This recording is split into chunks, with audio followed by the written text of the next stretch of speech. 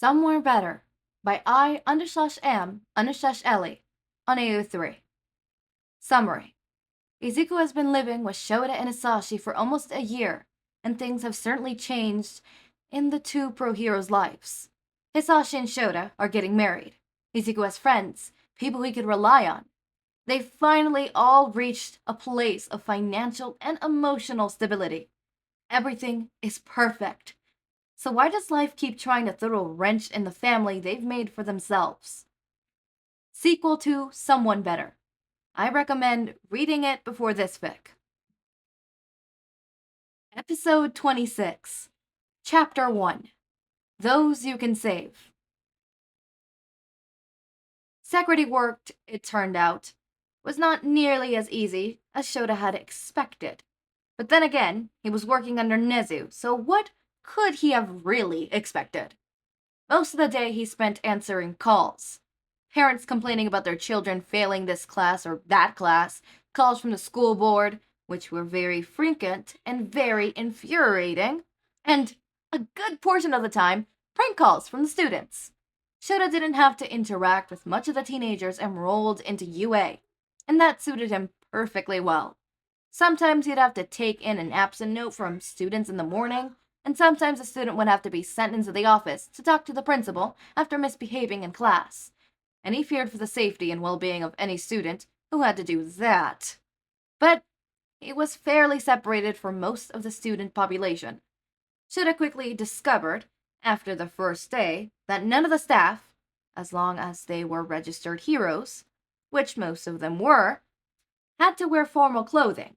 Shouta, Nemuri, and Hizashi had each shown up to school on the first day in new clothes.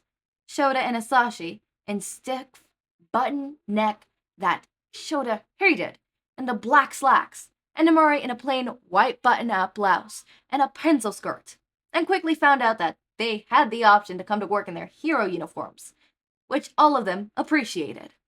Shouta's hero uniform didn't have stiff, scratchy fabric or tags. The only real problem Shouta had with working as Nezu's secretary was the rat himself. Shouta hadn't needed to be in the creature's presence much in his UA years. Nezu rarely came out of his office, preferring to watch the happenings of the school with the cameras he undoubtedly had hidden all over the building, and Shouta never had much reason to go to Nezu's office. It wasn't like that now. Now, Shouta had worked in the open area just off of Nezu's office, and the rat was everywhere, at all hours, at all times. Shouta liked Nezu. He did. He was a fair boss. He gave Shouta fair hours, as many breaks as he would need, a reasonable workload, and a salary that was probably too high. That didn't make it any less unnerving when the rat snuck up behind him when he least expected it, and cheerfully asked him how he was doing. Shouta tended to remind himself of how high his paycheck would be at the end of the week quite often. If there was anyone who liked his job more than Shouta himself, it was certainly Izuku. Izuku asked him about how his work was consuming upon coming home, wanting to know all about what he was doing in the school and how the hero students' quirks were. And Shouta had to constantly remind him that he, in fact, did not know anything about the students, and that he was asking the wrong person. And then Izuku would immediately forget this information and ask him the same question the next day. But Shouta supposed he shouldn't complain. He got to see his nephew at irregular hours, and they were building a better schedule for the boy. Not to mention, he was able to go with Hizashi to pick up Izuku from school now.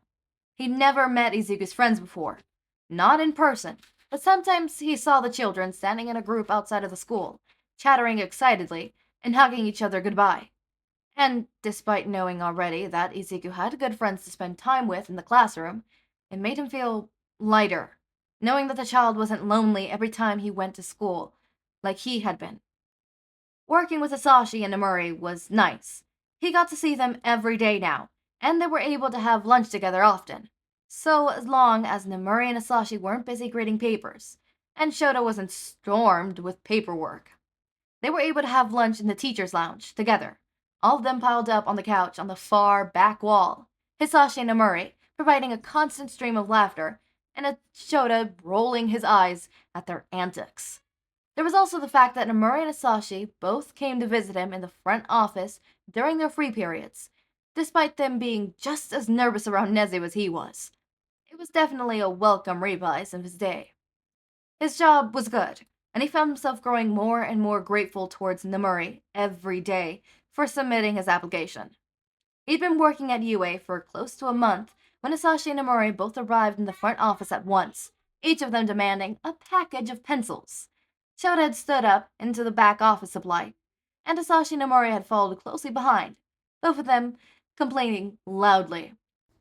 These little brats keep stealing the damn pencils show. Nemuri spat angrily. It did not go unnoticed by Shouta that she had said the word damned in a hushed whisper. He'd mention it later. Children tend to do that, he said, trying to see over the top of the most shelf. Really, who needed shelves this high? Before grabbing a stool and standing upon it. I remember Gran Torino complained about our class stealing pencils and pens quite a bit. He kept having to replace them. Yeah, and then he went on strike, Hizashi added. And we had to write with our own pencils and little pencil leads for like 3 weeks. Nemuri shuddered dramatically. That was horrible. Maybe we should be taking notes, Hizashi said thoughtfully. Shouta swiped his hand about the shelf once more time and came up with no pencil cases. Yeah, we're all out, he said. You'll have to find pencils somewhere else. Can't we just ask the school board for money for more supplies? Shouta climbed down from the stool and shook his hands out. They were covered in dust and lint from the shelves. No, he said. I think the school board only buys pencils for the beginning of the year. If you run out, you'll have to ask the primary teachers of your classroom to buy more. Or request more funds. Or just buy them yourselves. Those are our options? Nemuri asked, incredulously. Shouta shrugged. I think so. Gran Torino complained about that quite a bit as well. Multi-dollar school, and they can't afford to buy extra pencils? Hizashi gasped. Yes. Nemuri and Hizashi stared at him for a moment, as if they were expecting him to say suddenly, haha, just kidding. Well, Hizashi said, I'll talk to the English teacher. Nemuri nodded. I'll talk to the art history teacher then. The two of them left the supply closet, and Shouta stayed behind for a moment, leaning against the shelves, right against the wall and tapping his elbows, anxiously. He wasn't sure why, but he couldn't help but feel like he had just upset them. Not my fault. He left the supply closet, dropping down in his chair behind his desk, and leaned against the tabletop heavily. He was very, very tired. It was a week later, on a humid Saturday morning, that he and Hizashi, with 4,000 extra yen in their pocket for spending, drove to the supply store. Nemuri had a doctor's appointment, so Hizashi had said he would get the pencils for her classroom while they were at the store. There hadn't been any in the supply store that they had gone in their town, so they went one closer to UA, right at the edge of Masatafu. Izuku had come to be more respectful in the store. He'd always stayed close to either Hizashi or Shouta, never running off on his own. He fidgeted in place quite a bit, and when they stopped for a while to grab something, or when they were waiting in line, but he was a 5-year-old, and that could only be expected. Despite being filled with so much boundless energy that at times it made Shota's head spin, he didn't talk loudly or scream in the stores like other children Shouta had seen. He jabbed on endlessly about this or that, but he didn't yell. He tended to take the saying, inside voice, to heart.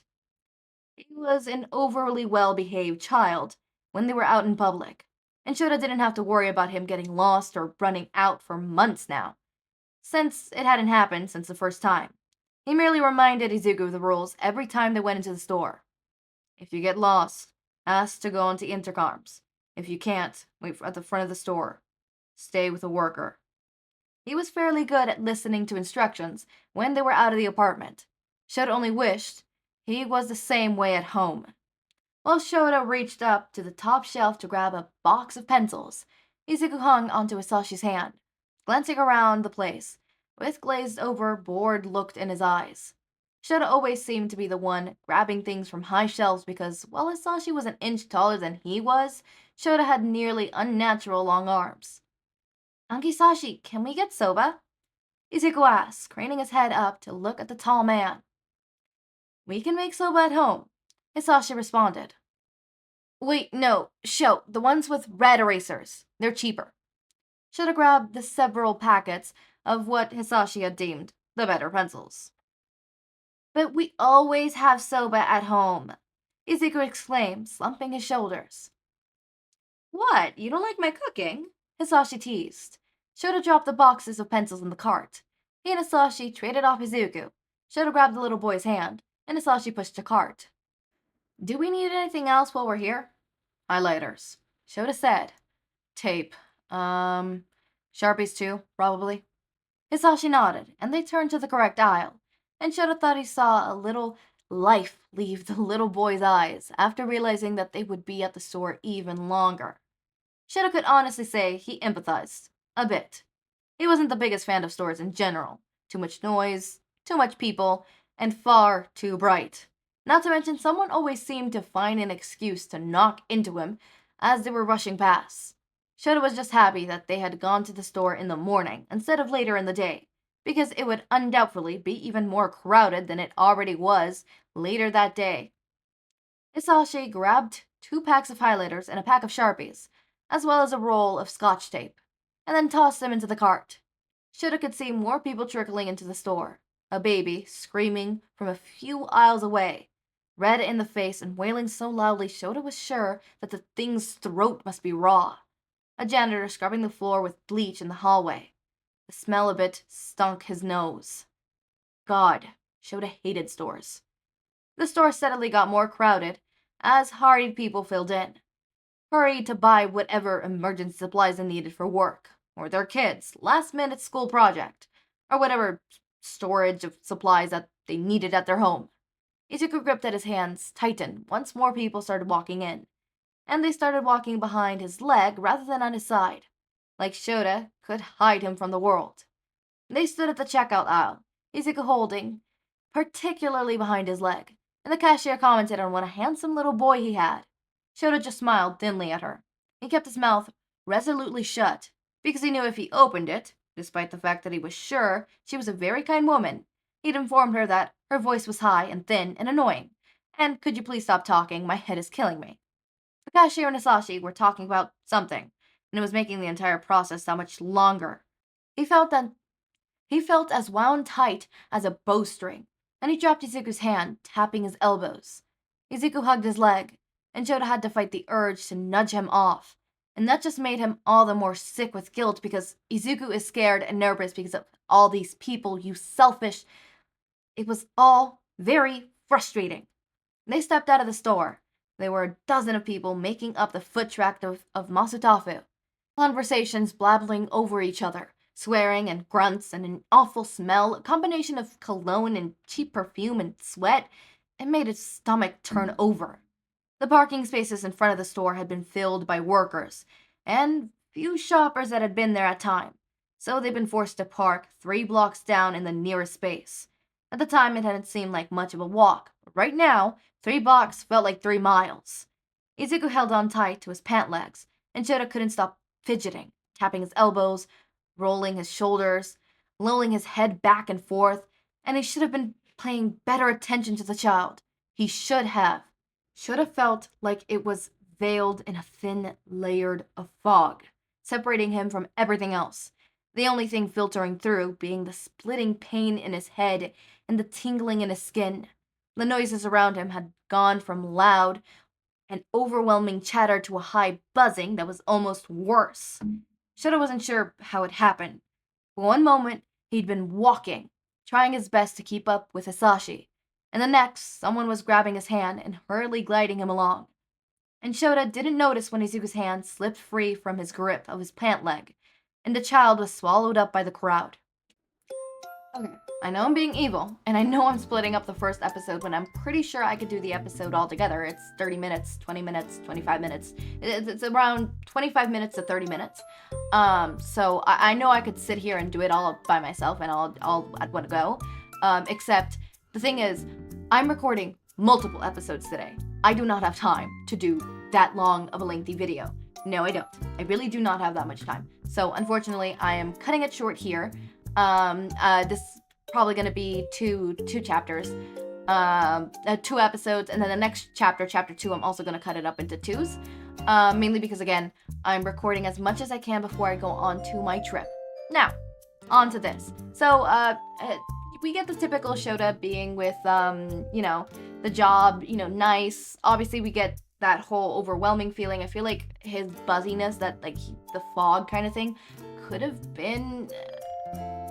I forgot the word, but obviously that's from his autism and stuff like that, but Izuku is lost in the crowd. Oh no! I will say, you guys don't have to worry. I already know what's going to happen next.